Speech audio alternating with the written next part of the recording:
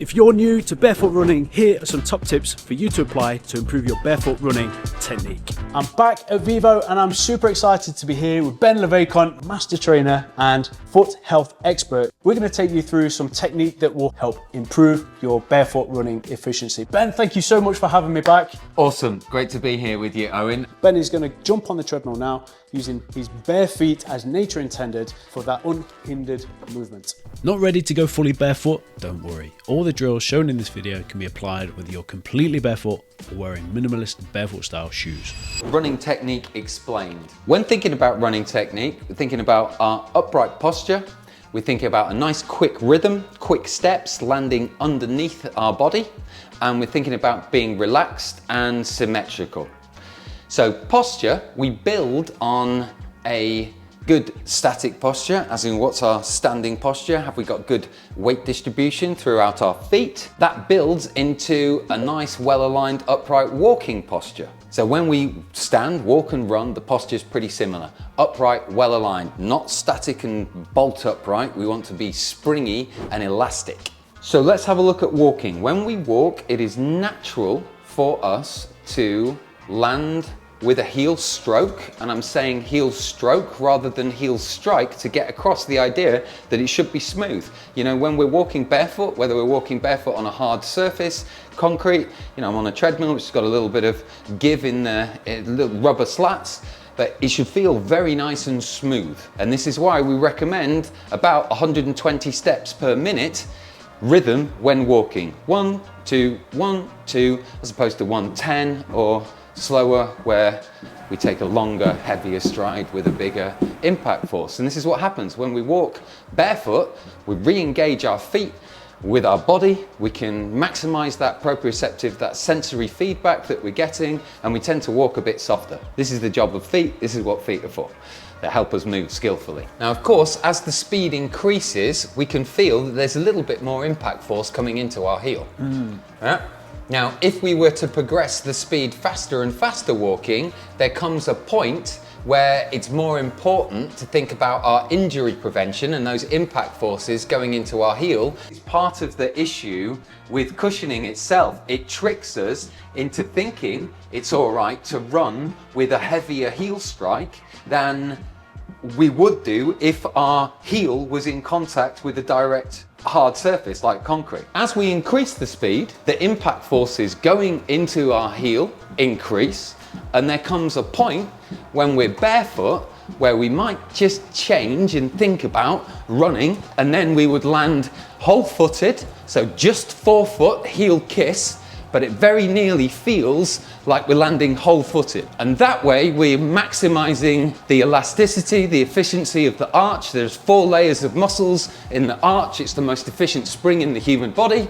And our Achilles, soleus, calves, gastrocs are all awesome shock absorbers. So we're maximizing the use of those. I can't emphasize how important it is to practice the difference between the walking and the running technique and tune into our heel so we can feel when those impact forces are perhaps increased, and there we might change and think about running. You can hear the sound and the impact force goes from that thud of the heel, because at this pace we would run, we wouldn't walk. It would be safer for the body to run. If we do try, you know, jogging, landing on our heels with a slow rhythm and overstriding, you know, it just feels unnatural. It feels slow, it feels sticky, and it's really only possible by turning off our sensory feedback sensors, our feet, by adding cushioning to underneath our feet. And this is the thing, when you run barefoot, you go quicker, those impact forces increase, you adjust your technique, your biomechanics, your kinematics, your shape accordingly. The actual drill to help us improve our posture and rhythm when running and feel the difference between walking and running is to do some 2-footed jumps on the treadmill. When we're doing these, we want to be doing these at the running rhythm, so it's about 180 steps per minute. 1, 2, 3, 1, 2, 3. We'll start these slow, Owen, and build up speed, but I'm going to nip straight to 5 kilometers an hour, 3.5 miles an hour-ish.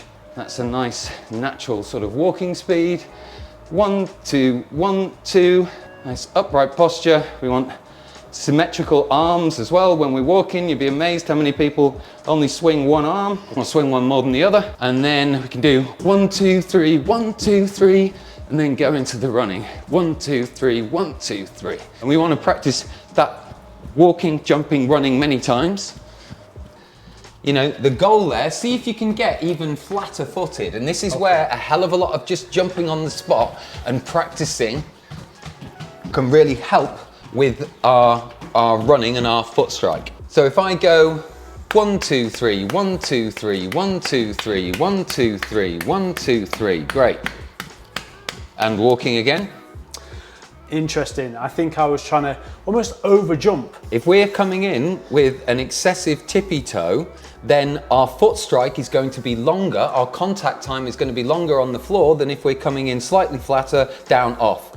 By landing flatter, we can get off the floor quicker and be ready for the next one. Nice, and back to walking. Ooh. And again, your posture was very good from the start, but what we'll find with people who are bent at the hip, when you jump, of course, you jump into that nice upright posture, and we keep doing this drill until when you go back to walking, you stay with that nice upright posture. If you are maybe nervous about running, or maybe if it's something that you want to practice at home before hitting the streets, then jump rope, a very easily accessible way that you can start implementing this technique. Pop, pop, pop, pop, pop, pop. Exactly, and building the elasticity in your feet, preparing our shock absorbers to be ready for running. Our recommendations are that if you want to run in minimalist footwear, and you walk for 6 weeks first, you practice your whole body mobility so you can do a deep squat with your heels on the floor, you build up your plyometrics so you can do 5 times 1 minute jumping with 30 seconds rest in between, then we're ready for a bit of running. Go walk, jump, run again. Walk. Oh, I feel like I'm using my feet. I'm using all my feet now. All I want you to be thinking about is not the landing underneath the body. It's just lift, lift, lift, lift, lift, lift, lift. We're just picking our heels up behind us and putting it down, straight down underneath us. Rather than think about the drive, it's the pull. Exactly. Rather than thinking about hip flexors and knee coming up, walking is arguably hip flexor action. We're picking the knee up. Running, hamstrings, glutes. Behind you. The only thing that changes when we increase the speed running is that we pick our heels up slightly higher behind us. We're still landing in the same position under the body. We're just picking our heels up. So here, all the energy that we're expending is going into helping to propel us forward, as opposed to braking by overstriding, either landing on the forefoot or the heel, and that's the goal. So the quicker we go, we whack it up to 12, there, we're gonna see a slightly higher heel pull, about knee height. Lift, lift, lift, lift, lift, lift, lift, lift, lift, very good. Yeah, posture good, rhythm good, landing whole footed underneath the body, nice and relaxed and symmetrical. We're allowing those arms to swing up and down a little bit. Yeah, we got nice circles. Dude, well thank done. you. Oh. It feels good. And again, the last bit is when you feel like you're flying and flowing in your flows, don't flow too far too soon. I said, don't run too far too soon. Oh. Just remember, start with a few minutes. Your progress is based on your recovery. As long as you're recovered nice and well within 48 hours, go for another one. You know, we recommend a few short runs per week because running like this feels absolutely wonderful. We feel like kids again, and we just need to go easy with that. Thank you ever so much to Ben and the whole of the Vivo Barefoot team down at the Neal Street store. And if you want to experience the feeling of barefoot shoes for yourself, check out the code in the description, grab yourself a discount and help support the channel. Love and peace.